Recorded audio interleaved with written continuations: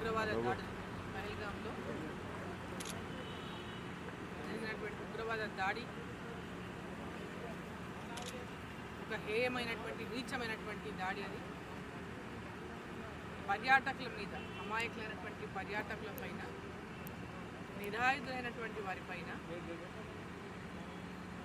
ఉగ్రవాదులు దాడి చేయడం అంటే ఒక పిరికి పద్ధతనమని చెప్పక తప్పదు. వాళ్ళు పర్యాటకులంతా ఈరోజు కాశ్మీర్లో మంచిగా పెద్ద ఎత్తున పర్యాటక కేంద్రంగా ఈరోజు రూపుదిద్దుకోబడ్డటువంటి కాశ్మీర్లో 370 ఆర్టికల్ రద్దు తర్వాత రోజుకి అక్కడ పెద్ద ఎత్తున టూరిజం పుంజుకుంది. దేశ విదేశాల నుంచి కూడా పెద్ద ఎత్తున కాశ్మీర్ ప్రాంతానికి టూరిస్టులు వస్తూ ఉన్నారు. ముఖ్యంగా సమ్మర్లో, వేసవి కాలంలో స్విట్జర్లాండ్ తర్వాత అందమైనటువంటి స్విట్జర్లాండ్ లాగానే భావించినటువంటి కాశ్మీర్ ప్రాంతాన్ని అంతా కూడా ఆ అందమైనటువంటి ఆ ప్రదేశాన్ని చూడడానికి, వేసవిలో అక్కడ సేద తీరడానికి కుటుంబ సభ్యులతో సహా అనేక మంది, వేలాది మంది పర్యాటకులు రోజు కాశ్మీర్లో పర్యటిస్తూ ఉంటారు. అదేవిధంగా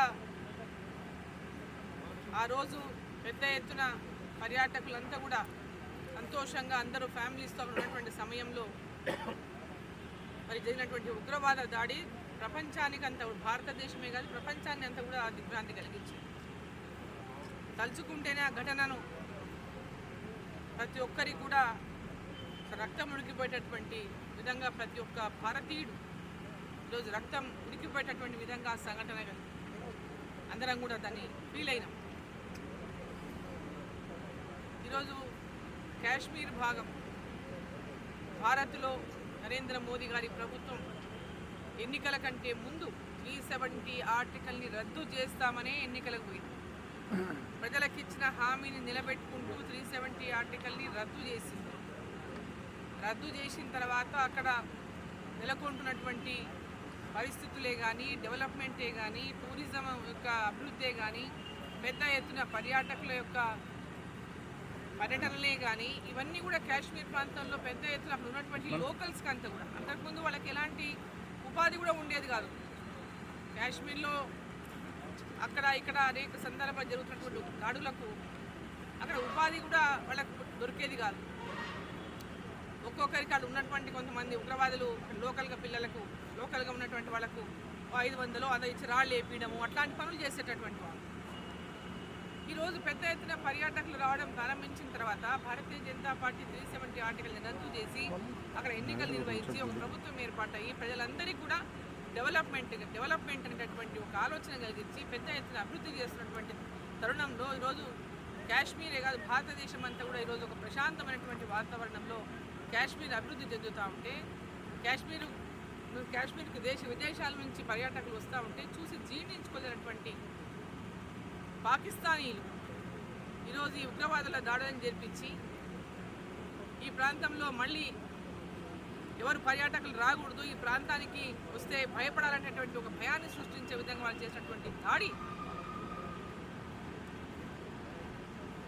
భారతీయ జనతా పార్టీ, కేంద్రంలో ఉన్నటువంటి ఎన్డీఏ ప్రభుత్వం, నరేంద్ర మోదీ గారి ప్రభుత్వం, దేశవ్యాప్తంగా ఉన్నటువంటి ప్రజలందరూ కూడా కోరుకుంటా ఉన్నారు. దీనికి, ఈ యొక్క దాడికి ఖచ్చితంగా ప్రతీకారం తీర్చుకోవాలి, వాళ్ళకి గుణపాఠం చెప్పాలని దేశ ప్రజలంతా కోరుకుంటున్నారు.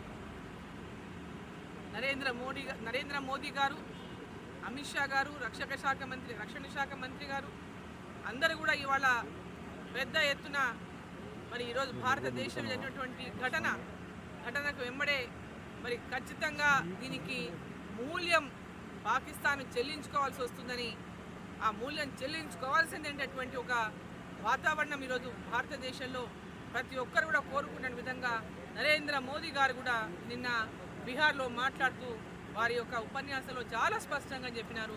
వారిని ఎట్టి పరిస్థితిలో వదలము, వారి వెనుక ఉన్న వాళ్ళని కూడా వదలము, దీని అందరినీ కూడా ఖచ్చితంగా శిక్షించే వరకు వదిలే ప్రసక్తే లేదు అనేటటువంటి టెర్రరిజంని అంతం చేసి తీరుతామనేటటువంటి విధంగా మోదీ గారు మాట్లాడినటువంటి మాటలు కూడా ఈరోజు భారతీయులందరూ కూడా దాన్ని ఈరోజు అండగా ఉండాల్సినటువంటి అవసరం ఉంది. అందరూ పార్టీలు అనేక పార్టీలు కావచ్చు, పార్టీలకు అతీతంగా ఈ దేశం కోసం, దేశంలో మన భద్రత కోసం, మన రక్షణ కోసం, భారతదేశం యొక్క అభివృద్ధి కోసం ఇటువంటి ఉగ్రవాదుల దాడులను ప్రతి ఒక్కరూ ఖండించాల్సినటువంటి అవసరం ఉంది.